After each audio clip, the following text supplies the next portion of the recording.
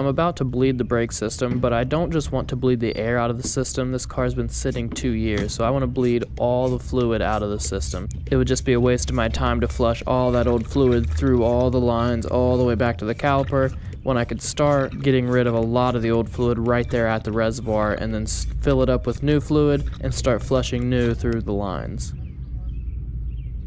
Now this reservoir had a screen in it just to help large debris from actually getting into the brake system. It's very common for reservoirs to have screens, but normally, in my experience, they pop out fairly easy. This one was like very stuck in there, so I was just trying to figure out how to get it out without breaking it. I ended up getting some needle nose pliers, and there was 3 little indentions on the screen that allowed me to grab it with the pliers. It was still very stuck in there, but I was able to work it out eventually.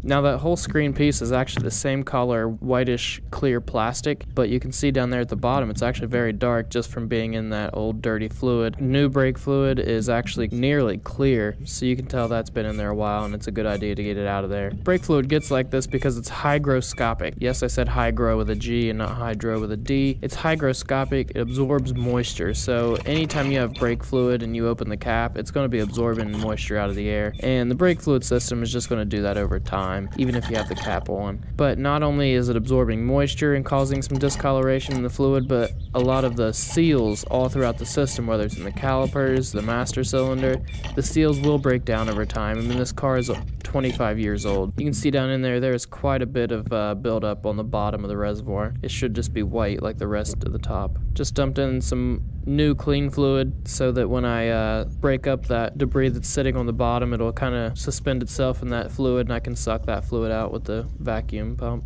That's just a little bit of, the sealed particles floating around in the system. Any dirt or debris in there is going to be abrasive and cause even more wear. Also, if the fluid has a high moisture content and you're doing anything like taking the car to a racetrack or, doing some really hard braking that's really going to heat the brakes up, that moisture content will actually lower the boiling point of that brake fluid. You can actually boil the fluid in the calipers.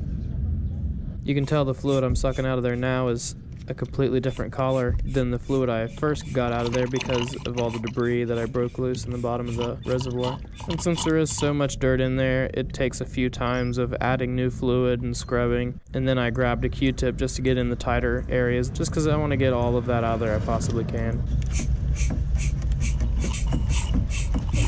Like I said, new brake fluid is clear, so you can tell just how dirty that fluid really was in there. So I filled the reservoir back up with fresh, clean fluid. Got my mother to help me flush the brakes. I've got her running the pedal while I open the bleeder. I'm not having her pump the pedal and then hold it, which is what a lot of people traditionally do. There's really not a lot of need for that. And also, if you have one air bubble stuck in the brake line and you pump and pump and pump and apply as much pressure as you can, that pressure will actually cause that air bubble to almost turn into foam, which covers a whole larger area of the line, and that makes it even harder to flush out of the line. The general rule of thumb when you're bleeding brakes on a car is that you want to start the farthest away from the reservoir and then work your way back up to the reservoir. And as long as you thoroughly flush at each point, you should be good. You can tell it's much cleaner now. Now for the left rear. You definitely always want to make sure you don't get carried away with bleeding and forget to check the reservoir, because if you let it get low and you push air into the system, you have to start all over from the beginning.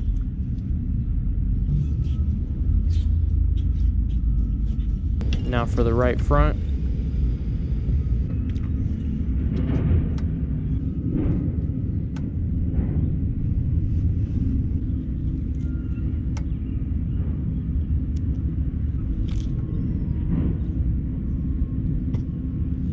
And then the left front, the closest to the reservoir.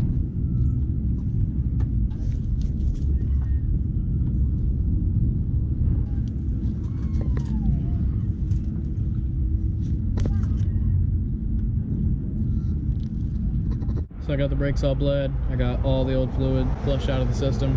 The reservoir's looking a lot cleaner now.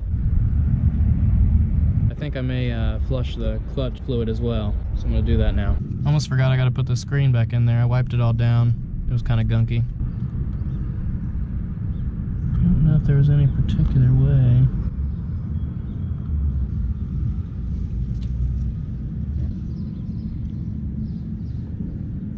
Jesus. Definitely a snug fit. Maybe I won't put it back in there. Jesus Christ. This thing has either swollen or this has gotten smaller. Something happened. Science, come explain this for me. Jesus. Alright, and the fluid's still at the max line. So, should be good. Slave cylinder is down in there somewhere. So, I'm gonna have to take this off. I'll yank this battery out. See how much shit I gotta take off before I can actually find it. Well, it's in there. I can see the end of it right here. But I don't know if I'm gonna be able to get something on it to actually let it drain out. I'm gonna start off with the same drill as the brake fluid. Get all the old fluid out of the reservoir. Doesn't look as bad as the brake fluid did.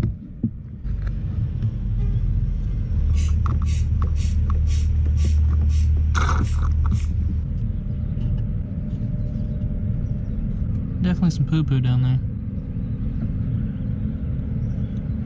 Alright, I scrubbed it, dumped some more fluid in there. Let's see how nasty this is.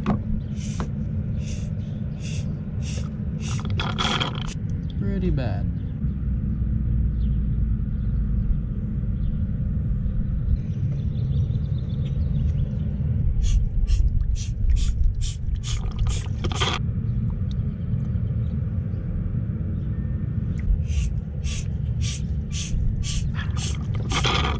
Looks pretty clear now.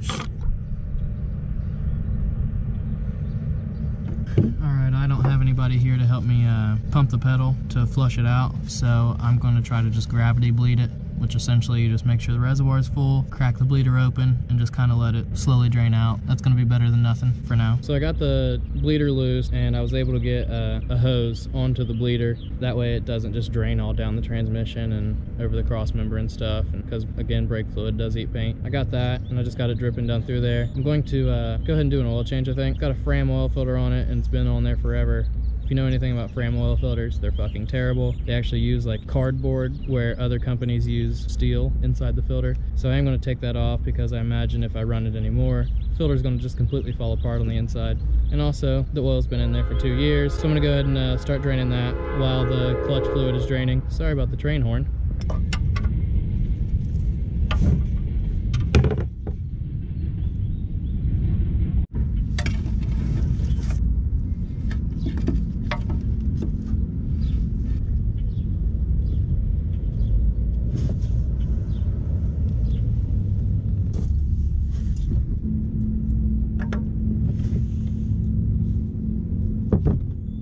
So I have this line on the bleeder for the slave cylinder, and so far I've just been letting it kind of drip out. But I'm going to use the vacuum gun and put a little bit of vacuum on it and just see if I can't kind of pull some more fluid through.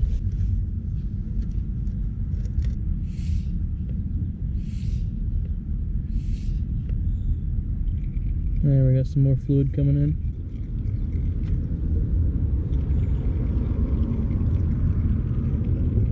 I flushed it until it started running out clear.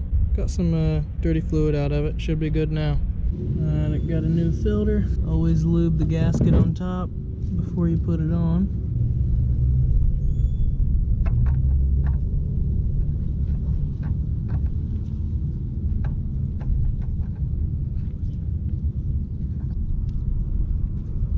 Did this motherfucker give me the wrong filter?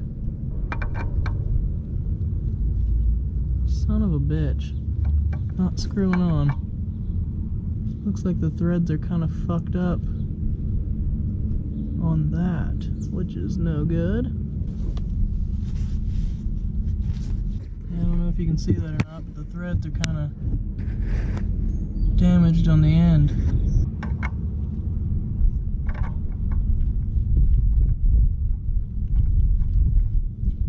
There, I got it to go on.